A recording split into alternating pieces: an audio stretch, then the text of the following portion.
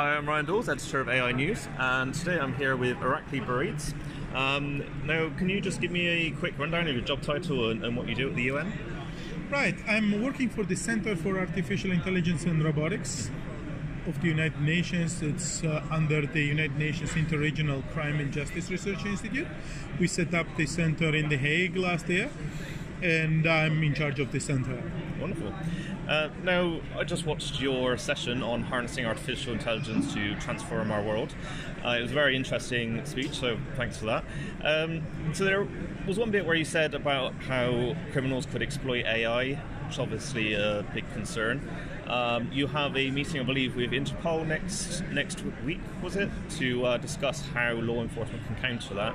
What's the kind of things that you'll be bringing up in that session? Right, thank you for your kind words. I'm glad that you enjoyed my presentation. The center is working on a number of issues and number of undertakings, and one of them would be how risks and benefits of artificial intelligence for law enforcement could be addressed by the United Nations together with our partner agencies and organizations, and one of them is Interpol. Right?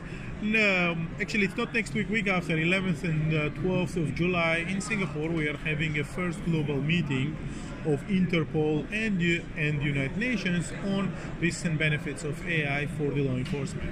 So basically, to bring the experts from the Interpol side, Interpol member states, and also AI experts from industry, from academia, and from other interested stakeholders to see how and what is the potential of criminals to use AI, and how or what knowledge could be spread to the law enforcement agencies for them to counteract against that. So without potentially maybe giving them any ideas, what's the kind of things that you think criminals could exploit AI for? Right, there is numerous actually ways AI can be used for criminals, and certainly we don't want to give any ideas. But at the same time, for example, issues like impersonation, right, can become a very big issue for the law enforcement agencies. Like most of us, you saw the Google Duplex demo where Google's AI was making phone calls on behalf of someone. I guess impersonation mixed with that kind of technology is quite a big concern. Absolutely. So another big concern is obviously the weaponisation of AI, particularly for missile defense systems and that kind of thing. Do you think there should be regulations on that type of thing? Are you looking at doing that in the UN? Right, United Nations started to actually examine the issues of weaponization of AI, particularly in the area of the lethal autonomous weapon systems. And this issue has been examined by the United Nations in Geneva under the so-called Treaty on Certain Conventional Weapons. And in Geneva, starting from 2014, there has been expert meetings. First it was informal meetings, and then it turned into a group of governmental experts, so-called the formal meetings, where member states are meeting with each other and see how and what sort of measures could be taken to ensure that the weaponization of AI is not going to get us in trouble. Okay, is that getting quite widespread support from member states? Well, you see, I'm not talking about the particular regulations. We're talking about that countries have different positions there. At the moment, there is no consensus to come up with either regulations or bans or any type of drastic measures like that. But at the same time, the discussions are going on. It's an ongoing debate, and member states, I'm sure, will come up with some solutions to ensure that these technologies will be used only for the peaceful purposes and not for doing harm to humanity. So one suggestion is that any decision to ultimately launch a missile or anything like that should be up to a human operator. Is that something that you think that you support? Absolutely, and there has been different discussions, but one thing which almost everybody agrees is that humans should always be in the loop. Humans should always be in control of a decision when it is related to the decisions like in the military, when it is decisions to the purpose of the lethal weapons. So another interesting, especially coming from the UK and having the incident in Salisbury, another interesting point I think you raised in your talk was the use of AI to potentially verify situations like what happened in Salisbury and the chemical weapons use in Syria and that type of thing. So how far off do you think we are from being able to use that technology? From the technology point of view, I don't think we are that far off.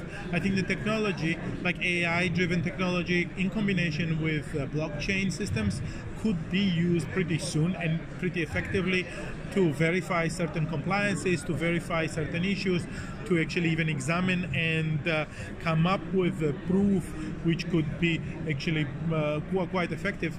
That's from the technological point of view. From the more political point of view, I think we are not that close. Countries do not trust each other currently, and there is a large level of mistrust happening. Therefore, yes, and you see the examples of that actually a lot. So therefore, yeah, we need to really see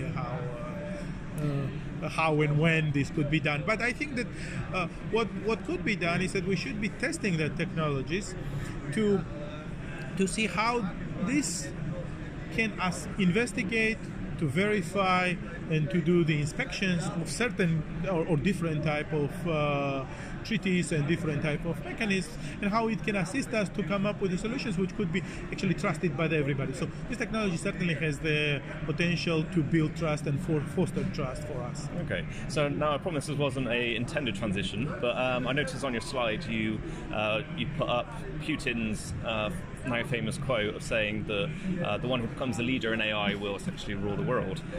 Is that a statement which concerns you in a way? It sounds almost slightly sort of arms race, could lead to sort of recklessness and...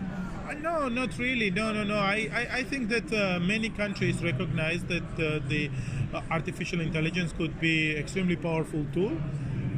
And as I said, the Secretary General of the United Nations in his opening remarks in 2017 mentioned that AI could be a game changer for both, for good and potentially for a number of issues which could pose risks to humanity as well. So therefore, yeah, I think that many countries would be examining the potential of AI, how to maximize the benefits and how to minimize the risks. And as an international organization like United Nations should be helping countries to come up with the ways of actually coming up with the solutions and using this technology for good. And one good example is 1 month ago, International Telecommunication Union, our sister organization within United Nations, hosted a second edition of the AI for Good Summit, where entire UN comes there and tries to find the ways how it can contribute, how AI can contribute to solve the UN Sustainable Development Goals. Now, in danger of being the typical media just focuses on the bad aspects, there is obviously concern about the impact on jobs. Do you support the idea of a universal basic income if you know it comes down to it, that it's actually promoting inequality and people's low-wage jobs in particular are at threat? Right. It's a good question. It's a particularly interesting subject for us. We recently kicked off a project on the effects of AI-induced automation on social stability of the developing and transition economy countries. I think that we should be examining all kinds of solutions which could assist us to minimize the risk related to the technological unemployment related to the automation on AI-driven technologies. Therefore, universal basic income type of solutions could be one of the solutions which we should be examining it. Certainly, it's not a bulletproof solution. It also has a lot of caveats in its current state. And yes, we should be definitely testing many other solutions related to that. So whatever would be effective, I think that we should be going after it and employing that, and we should be creating all sort of pilot projects currently, because there is no real one bulletproof solution at the moment on the table. Yeah. So based on where things are heading at the moment, the last big question, do you think that AI is mainly going to improve the world, or do you think it's going to be detrimental to it? Well, you see, AI is a tool. AI has a potential to do a lot of good things and potentially pose a risk, including existential risk to humanity. It is completely up to us how we're going to use this particular tool. It's a powerful tool, and in the future it probably will become even more powerful tool, and this powerful tool can do a lot of good things. including solving problems which we never thought was possible and never thought were possible, but at the same time it has potential to do a lot of harm as well. So it's completely up to us how smart we will be, how connected we will be, and how effective solutions we will put in place to solve these problems and to employ that tool for good rather than for harmful purposes. That's great. Well, thank you for coming to chat to me today, and thank you very much. Speak to you soon. Thank you.